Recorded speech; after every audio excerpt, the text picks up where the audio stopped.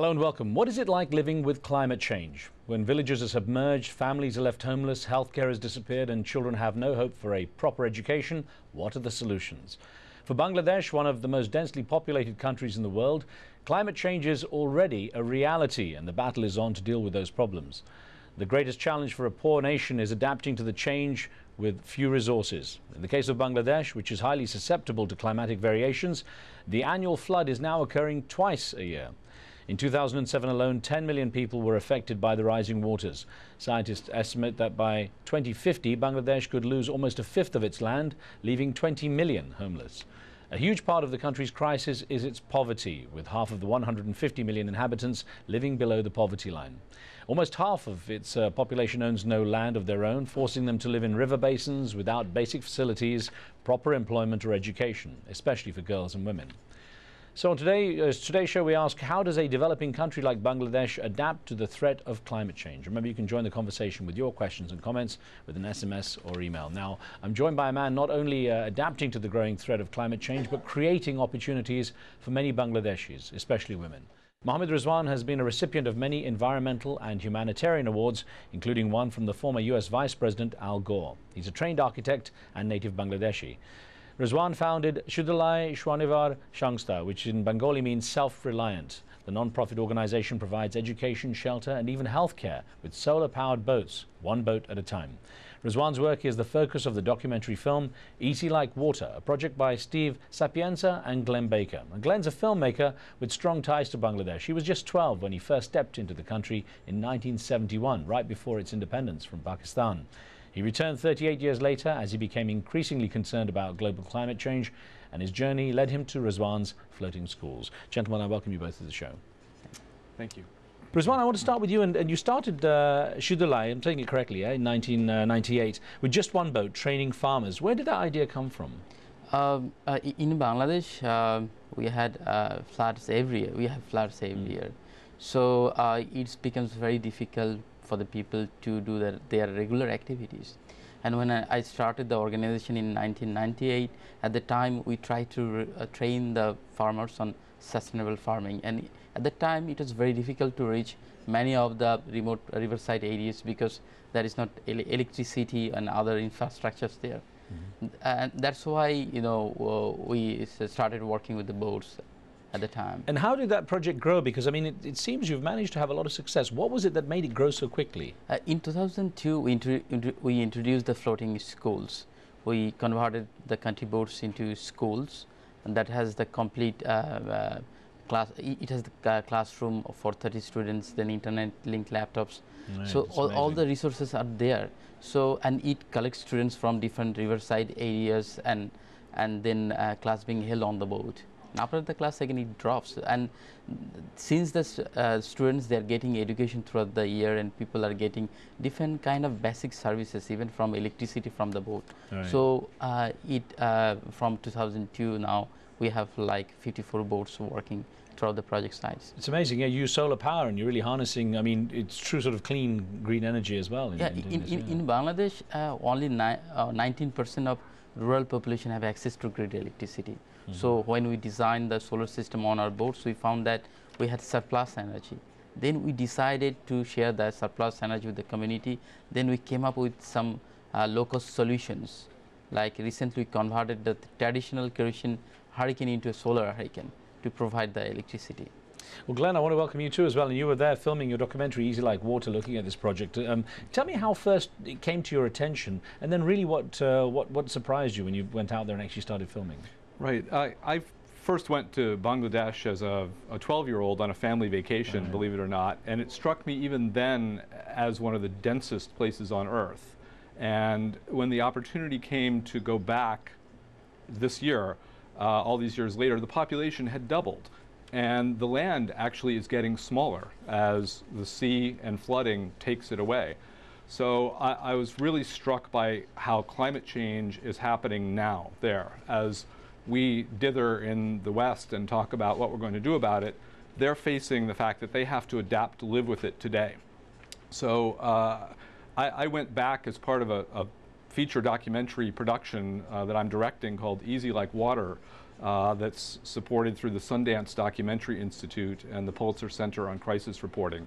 And that is really opening my eyes to the fact that Bangladesh, in the West, we think of it generally associated with poverty and cyclones and natural disasters. Well, what I saw was a laboratory of adaptation, that everywhere I went, I saw people doing what they had to do to adapt to the fact that climate change is hitting now and it's hitting hard.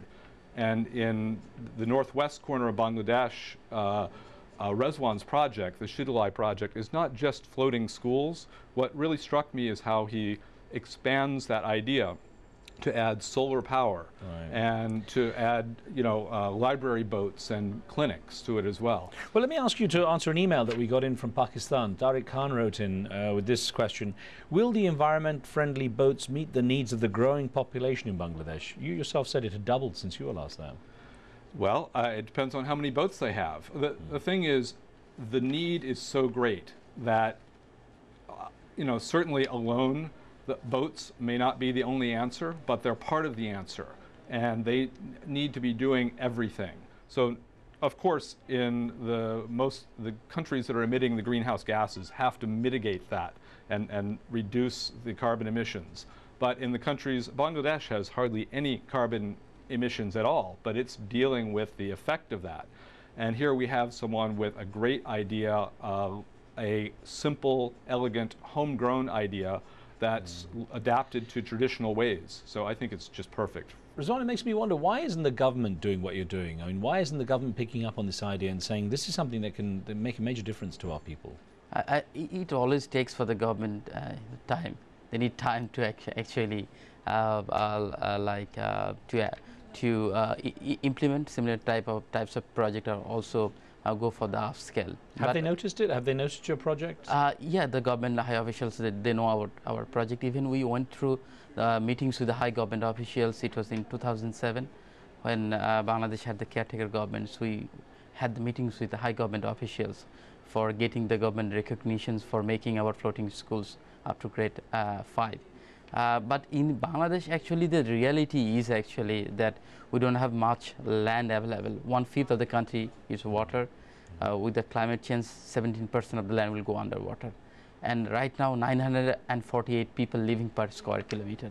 So if the south goes underwater, then no way these people can move to the north. Glenn, that makes me want to ask you about the way this is being tackled. Now, of course, Shidalai to some degree is dealing with the consequences of climate change, not the symptoms. And I wonder, it's not dealing with the core problem. Is it enough just to deal with the symptoms and not the cause? Certainly not. As I say, it's a holistic approach is needed to global climate change, and stopping and reducing the amount of carbon emissions is tantamount and is part of the solution.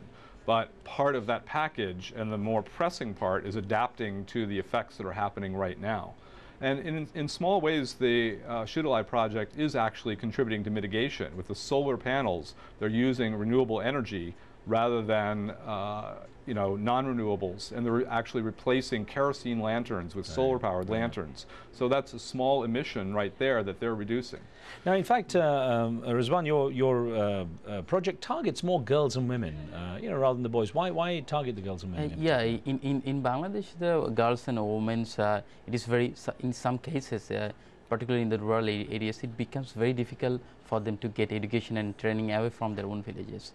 Since we are bringing all the resources close to their doorsteps, so we always have good participation from girls and women. They can use our libraries and computers. Even most of our students at the board schools are girls. Now, I was wondering, Glenn, from what you saw, how, of course, kids are kids all around the world. They want to have fun and, try and focus on things less responsible, I guess. But when you look at the students that you came across on the floating boats, or the floating schools, how do they compare with students you see elsewhere in the developed world, for example? I got a sense of seriousness and earnestness. I mean, we talked to a 10-year-old girl who said that, she proactively saw the floating schools coming down the river and told her mother, I would like to attend that school if I could. And her mother, who had not had educational opportunities at all, made sure that she was able to enroll. And later she said, when I want to study hard and grow up and become a doctor so I can help right. the poor. Right. She didn't even see herself as poor.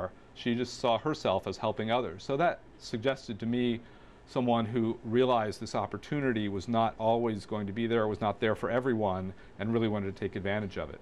Well, we're going to take a short break here, and as we go to break, let's have a little look at that clip, Easy Like Water, as we take a break, and we'll be back with more of our questions in a moment.